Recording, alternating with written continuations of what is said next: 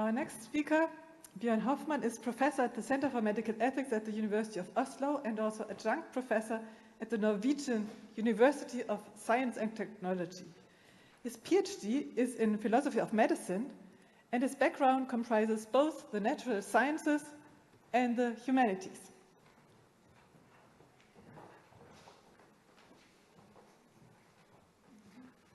Thank you very much for the invitation. I never had the opportunity to meet Peter Meyer-Abt, but I do collaborate with several researchers. Some of them don't look too different from this one. So, and I'm also very happy to be in Switzerland, both for the nature and for the intellectual environment and capacity, and of course for the good chocolate.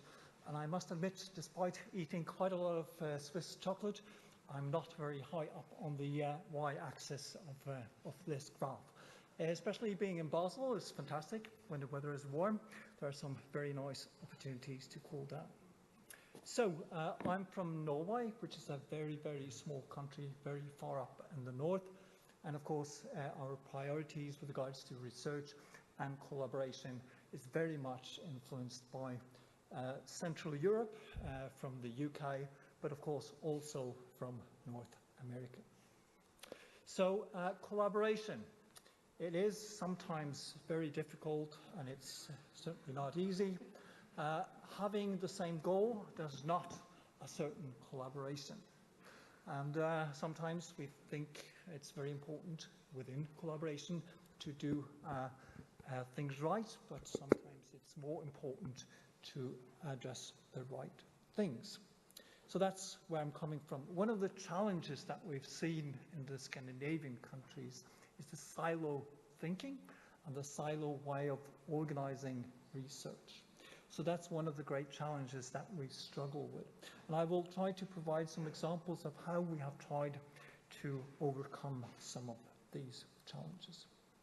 Well, with regards to incentives, already several types of incentives have been mentioned, and of course we all have to face with them and we use them. Money is just one of them. Accreditation with regards to publication positions and fundings, and as Søren also mentioned, with regard to data sharing is very important. What we find quite stimulating.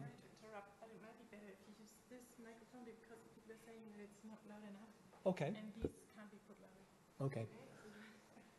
Is it okay now? Can you hear me? Good.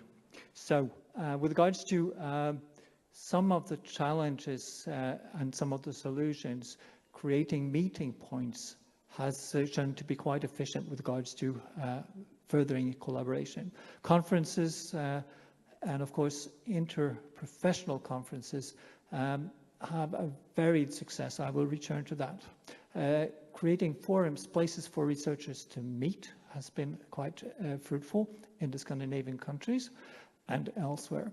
And of course, arranging various types of dates has also, or have also been tried. And also incentives in terms of various types of innovation have been stimulated extensively. So in the Scandinavian countries, like I think in many other countries in Europe and elsewhere, we have national research councils, and then we also have international collaboration for research funding, like bilateral deals, bilateral research collaboration. And then we have various types of supranational national research councils and funders, like very extensive Nordic collaboration, but of course, as everybody else in this region, the European collaboration and funding. And then we have quite a large set of foundations. I looked through the Swedish ones, and I found 35 different foundations only in Sweden, financing research.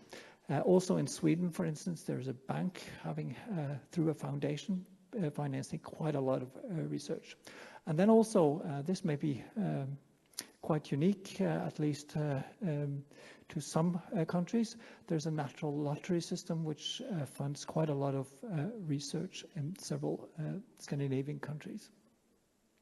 So in the countries, I just want to give you some examples of initiatives that have been taken. Whether they are relevant for Switzerland is, of course, you to decide.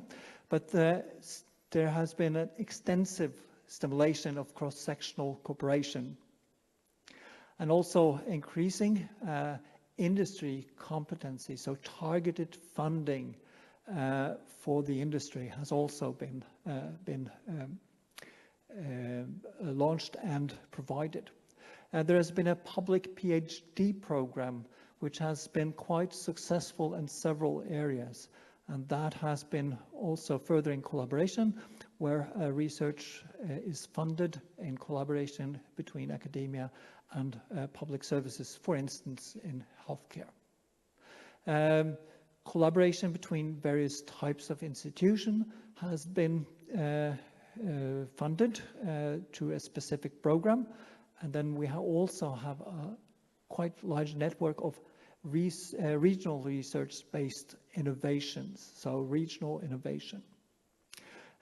Various types of open research initiatives, and also very high emphasis on collaboration in the proposals and the assessment of impacts of proposals.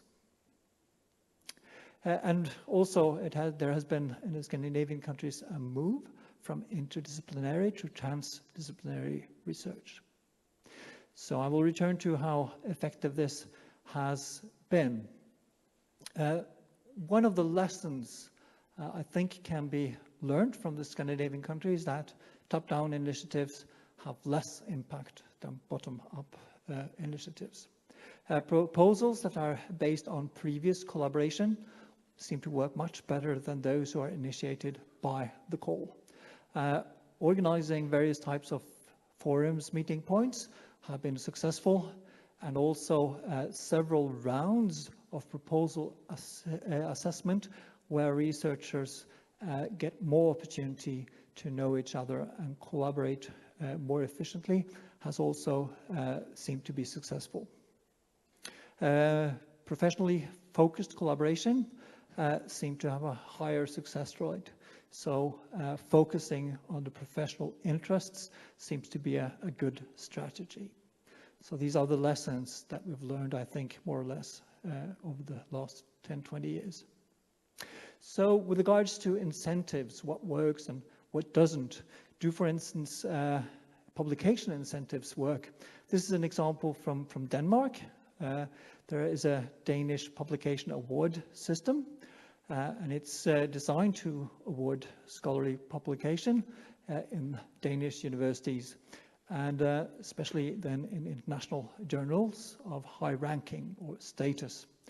And as you can see from the figures, if you have external authors, this seems to be optimal for the authors, while having more internal authors seem to be optimal for the institution by the systems. So even though you have ranking systems, they may serve different purposes. So it seems to be very important to make or fine-tune the incentive systems, because they can prohibit or at least not fertilize collaboration internationally.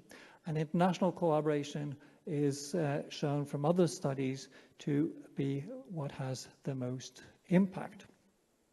So does funding stimulate collaboration? Well, at least we think so in the Scandinavian countries.